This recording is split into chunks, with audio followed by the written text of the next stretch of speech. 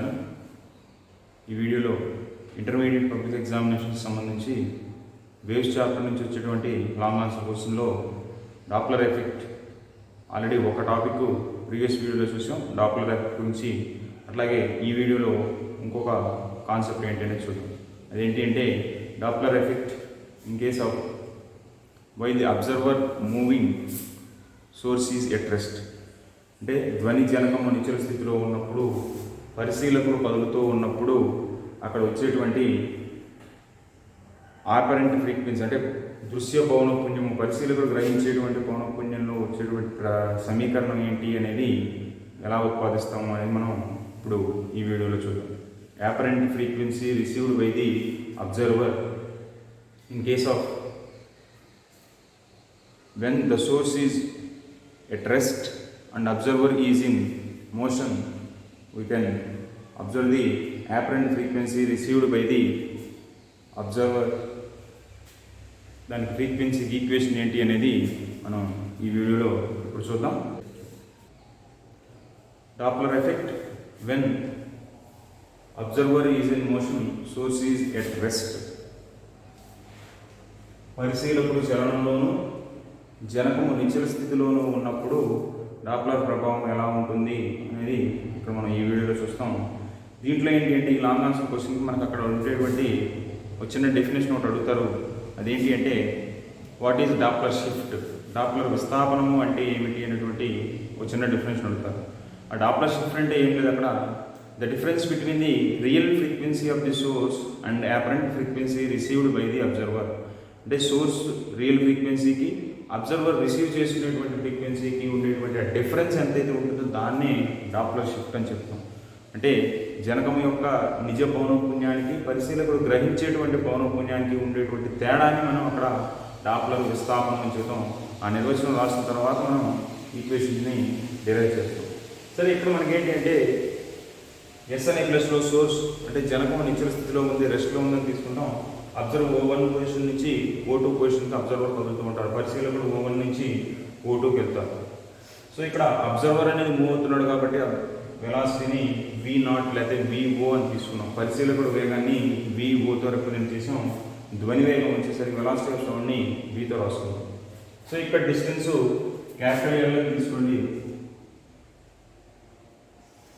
అంటే initial position స్టార్టింగ్లో మనకి ఎస్కి ఓకి అంటే జనకానికి పరిశీలకుడికి మధ్య ఉండేటువంటి దూరాన్ని L అని తీసుకున్నాం.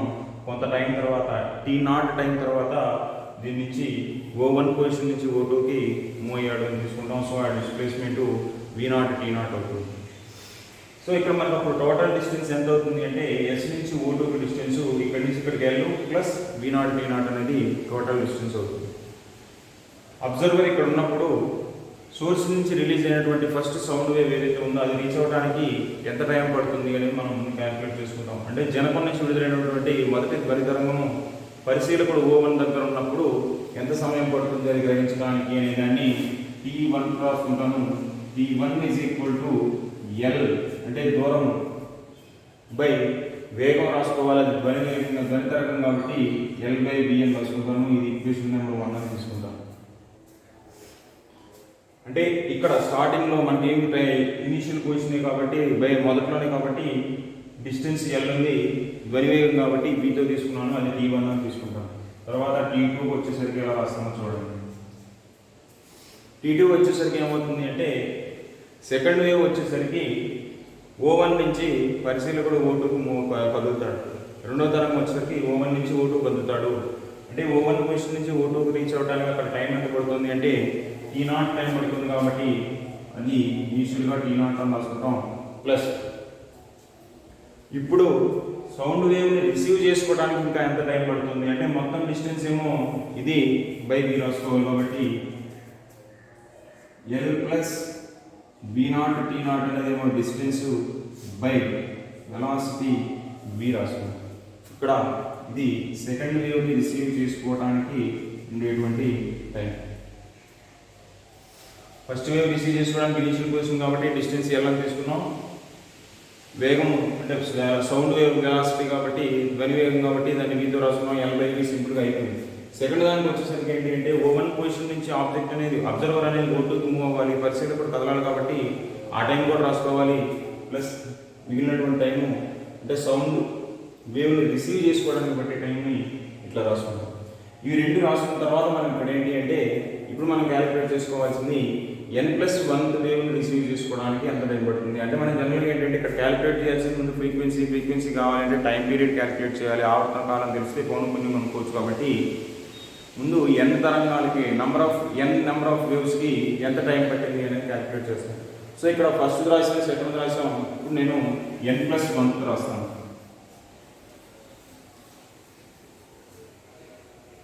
n+1 వేవ్ రిసీవ్ చేసుకోవడానికి ఎంత టైం పడుతుంది, n+1 వేవ్ రిసీవ్ చేసుకోవడానికి టైం ఎంత పడుతుంది అంటే దాన్ని tn+1తో నేను రిప్రజెంట్ చేస్తున్నాను. ఈ tn+1 ఎలా వస్తుంది అంటే ఒకసారి జాగ్రత్తగా తెలిస్తే ఇక్కడ 2 అంటే సెకండ్ వేవ్ కాబట్టి ఆ టైం వాల్యూ t0లో ఉంది. అంటే ఇక్కడ t0 అనేది సెకండ్ వేవ్కి దాని మల్టిపుల్ 1 గుణకం 1గా ఉంది. కాబట్టి ఇక్కడ ఏం చేస్తామంటే ఈ t0ని nతో మల్టిప్లై చేస్తాం, nt0 plus l plus nv0 t0 by v అవుతుంది. ఇది n+1కి జస్ట్ ఏంటంటే సింపుల్గా t0కి ముందు nతో మల్టిప్లై చేస్తాం. ఇక్కడ t0 ఉంది, ఇక్కడ t0 ఉంది కాబట్టి దీన్ని కూడా అట్లాగే nతో మల్టిప్లై చేస్తాం. ఈ రెండు మల్టిప్లై చేసి ఇక్కడ మనకి ఇది n+1 వేవ్ వచ్చింది. n+1 తరంగాన్ని రిసీవ్ చేసుకోవడానికి గ్రహించడానికి పట్టేటువంటి సమయం ఇది అవుతుంది. కాబట్టి ఇప్పుడు మనం ఏం చేస్తామంటే ఈ రెండింటికి తేడా కనుక్కుంటాం. అంటే n నంబర్ ఆఫ్ వేవ్స్ మొత్తాన్ని తీసుకోవడానికి ఎంత సమయం పట్టింది, కాల వ్యవధి, టైం డిఫరెన్స్ అంటాం. ఆ డ్యూరేషన్ వాల్యూ ఎలా తీసుకుంటాం అంటే t = tn+1 - 1.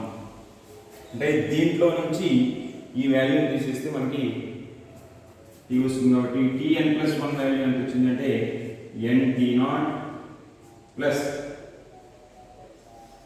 ఇక్కడ దీన్ని రెండు సపరేట్ చేసి రాసుకుంటాను, l/v plus nv0 t0 by v. ఇది tn+1 రాశాను, -3 అన్నాం కాబట్టి -l/v అవుతుంది. l/v క్యాన్సిల్ అయిపోతుంది, ఒకటి ప్లస్ ఒకటి మైనస్ కాబట్టి.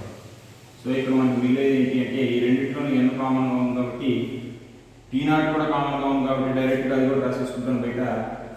nt0 ఇంటూ ఇక్కడ 1 వస్తుంది, 1 ప్లస్ ఇక్కడ పైన న్యూమరేటర్లోనేమో v0 మిగిలింది, ఇక్కడ వచ్చేసరికి v మిగిలింది. ఇది t value nt0 into 1 plus v0 by v అవుతుంది. ఇది t అంటే time duration, n number of waves receive చేసుకోవడానికి పట్టే టైం కాబట్టి దీని నుంచి మనం టైం పీరియడ్ ఆవర్తన కాలం అనేది కనుక్కుంటాం. అది ఎట్లా అంటే t/n. అంటే ఆవర్తన కాలం అంటే సింగిల్ వేవ్ కాబట్టి ఒక తరంగాన్ని గ్రహించినటువంటిది కాబట్టి ఈ మొత్తాన్ని nతో మనం డివైడ్ చేస్తే మనకి t వాల్యూ వస్తుంది. సో nతో డివైడ్ చేస్తే అంటే ఇక్కడ n క్యాన్సిల్ అయిపోతుంది కాబట్టి అక్కడ వాల్యూ ఏమవుతుంది అంటే t0 into 1 plus v0 by v, 1 plus v0 by v అవుతుంది. ఇక్కడ మనకి 1 ప్లస్ v0 బై v అని రాస్తున్నాము. దీన్ని LCM తీసుకున్నా t0 into v plus v0 by v అని అయినా రాసుకోవచ్చు. ఎట్లా అయినా రాసుకోవచ్చు, ఇలా అయినా రాసుకోవచ్చు. ఇట్లా ఉంచేసినా ఇబ్బంది ఏమి ఉండదు. 1 ప్లస్ v0 బై v అనేది ఎట్లా అయినా మార్చి రాసుకోవచ్చు. సో దీని నుంచి మనం ఫ్రీక్వెన్సీ పౌనఃపున్యం అనేది కొనుక్కోవాలి. కాబట్టి ఇక్కడ మనం జాగ్రత్తగా అబ్జర్వ్ చేస్తే అబ్జర్వర్ అనేది మూవ్ అవుతుంది, moving away from the source. పరిశీలకుడు జనకం నుంచి దూరంగా వెళ్తున్నాడు అనేటువంటి కేసులో మనం ఇక్కడ ఈక్వేషన్ డెరైవ్ చేయబోతున్నాం. ఫస్ట్ కేసు అది ఎట్లా అంటే ఫ్రీక్వెన్సీ అనేది టైంకి ఇన్వర్స్ కాబట్టి new equal to 1/t. So ఇక్కడ ఇది కూడా రివర్స్ అవుతుంది, 1/t0 అవుతుంది. 1/t0 అంటే న్యూ0 అని రాసుకుంటాం ఇంటూ ఇది రివర్స్ రాయాలి కాబట్టి v/v ప్లస్ v0 అవుతుంది. ఇక్కడ న్యూ వాల్యూ కనుక్కుంటున్నాం. న్యూ వాల్యూ అంటే 1/t రాయాలి, అంటే ఇక్కడ ఉన్నటువంటి ఎక్స్ప్రెషన్ మొత్తానికి ఇన్వర్స్ విలోమం రాయాలి, అంటే లవహారాలను మార్చి రాయాలి. సో ఇన్వర్స్ రాసేటప్పుడు ఇక్కడ T0 న్యూమరేటర్లో ఉంది కాబట్టి అది 1/T0 అవుతుంది. 1/T0ని μ0తో రిప్రజెంట్ చేశాను. ఈ ఫ్రాక్షన్ మొత్తాన్ని రివర్స్ చేసి రాస్తున్నాను. ఇది మనకి వచ్చేటువంటి apparent frequency in case of moving away from the source. దూరంగా వెళ్తున్నప్పుడు, జనకం నుంచి పరిశీలకుడు దూరంగా వెళ్తున్నప్పుడు మనం గ్రహించేటువంటి పౌనఃపున్యం ఎలా ఉంటుంది, దాన్ని దృశ్య పౌనఃపున్యము అని చెప్తాం. ఆ దృశ్య పౌనఃపున్యం ఎలా ఉంటుంది అనేది ఈక్వేషన్ ఏమవుతుంది అంటే μ0 అంటేనేమో source original frequency into v/v+v0. ఇక్కడ v0 అనేది అబ్జర్వర్ వెలాసిటీ, పరిశీలకుడి వేగము అని చెబుతున్నాం. ఈ విలువ పెరిగితే ఈ మొత్తం భిన్నం విలువ తగ్గిపోతుంది కాబట్టి మనం గ్రహించేటువంటి పౌనఃపున్యం విలువ కూడా తగ్గిపోతుంది. ఇప్పుడు మరి పరిశీలకుడు దూరంగా వెళ్లకుండా జనకం వైపుకు వస్తుంటే when the observer is moving towards the source,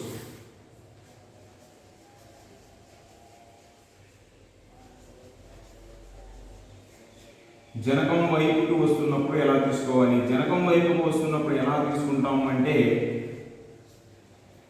ఇక్కడ మనకి వెలాసిటీ అనేది, వేగం అనేది సదిశ రాశి వెక్టార్ క్వాంటిటీ కాబట్టి జస్ట్ v0ని రివర్స్ చేసి రాసుకుంటే సరిపోతుంది. అంటే ప్లస్ని మైనస్ చేసి రాసుకుంటే మనకి ఇక్కడ ఓన్లీ డైరెక్షన్ చేంజ్ అయ్యేది అబ్జర్వర్ వెలాసిటీని. ఏంటి ఎందుకంటే సౌండ్ వేవ్ అనేది ఎప్పుడు కూడా ఇదే డైరెక్షన్లో వెళ్తుంది, దాని డైరెక్షన్ చేంజ్ అవ్వట్లేదు కాబట్టి ఈ v టర్మ్స్ మనం చేంజ్ చేసుకోవచ్చు లేదు. v0 మాత్రమే డైరెక్షన్ చేంజ్ అవుతుంది, దిశ మారుతుంది కాబట్టి ఆ ఒక్కదాన్ని ప్లస్ ఉన్నదాన్ని మైనస్తో రీప్లేస్ చేస్తాం. అప్పుడు న్యూ వాల్యూ ఏమవుతుంది అంటే μ0 ఇంటూ 1 ఇట్లాగే రాద్దాం v/v మైనస్ v0 అవుతుంది. ఇది జనకం వైపుకు వెళ్తున్నప్పుడు ఇట్లా మారుతుంది. జనకం వైపుకు వెళ్తున్నప్పుడు ఇక్కడ మైనస్ అంటే ఒరిజినల్ వాల్యూ నుంచి తీసేస్తున్నాం కాబట్టి ఫ్రాక్షన్ విలువ పెరుగుతుంది. అంటే మనం గ్రహించేటువంటి పౌనఃపున్యం ఫ్రీక్వెన్సీ వాల్యూ అనేది ఇంక్రీజ్ అవుతుంది. So away from the source అయితేనేమో డిక్రీజ్ అవుతుంది యాపరెంట్ ఫ్రీక్వెన్సీ అనేది, మూవింగ్ టువర్డ్స్ ది సోర్స్ అయితేనేమో యాపరెంట్ ఫ్రీక్వెన్సీ అనేది ఇంక్రీజ్ అవుతుంది. సో ఈ వీడియో ఈ క్వశ్చన్కి సంబంధించి ఇంకొంచెం డీటెయిల్డ్గా మీకు క్లియర్గా అర్థం కావాలి అంటే డాప్లర్ ఎఫెక్ట్ సంబంధించి మనం ఆల్రెడీ ప్రీవియస్ కేసు చూసాం. అదేంటి అంటే observer at rest and source is in motion అనేది ప్రీవియస్ వీడియోలో చూసాం. ఆ వీడియోకి సంబంధించినటువంటి లింక్ ఈ వీడియో డిస్క్రిప్షన్లో మీకు కింద అవైలబుల్గా ఉంటుంది. ఆ వీడియో చూసిన తర్వాత మళ్ళీ ఈ వీడియో చూస్తే మీకు ఇంకొంచెం డీటెయిల్గా ఈ క్వశ్చన్ అర్థం అవడానికి ఛాన్సెస్ ఉంటాయి. ఈ రెండు లాంగ్ ఆన్సర్ క్వశ్చన్స్ కూడా రెండు సిమిలర్గా ఉంటాయి కాబట్టి మనకి ఫైనల్గా ఈక్వేషన్స్ చూసుకున్నా సరే జస్ట్ తేడా ఎక్కడ వస్తుంది అంటే ఇక్కడేమో ప్రీవియస్ కేసులో vs ఉంటుంది, ఇక్కడ v0 అని రాస్తున్నాం. vsని v0తో రీప్లేస్ చేయటమే. ఈక్వేషన్ పార్ట్లో చేంజ్ అనేది ఎక్కడ రాదు, కాకపోతే మనం రాసేటువంటి సెంటెన్సెస్లో తేడా వస్తుంది కాబట్టి జస్ట్ ఒక క్వశ్చన్ని మనం జాగ్రత్తగా స్టడీ చేస్తే సెకండ్ క్వశ్చన్ కూడా ఈజీగా రావడానికి ఛాన్స్ ఉంది. ఇది ఈ క్వశ్చన్ సంబంధించి. సో ఈ వీడియో నచ్చితే లైక్ చేయండి, కుదిరితే షేర్ చేయండి, ఛానల్ని సబ్స్క్రైబ్ చేయడం మాత్రం మర్చిపోకండి. Thank you.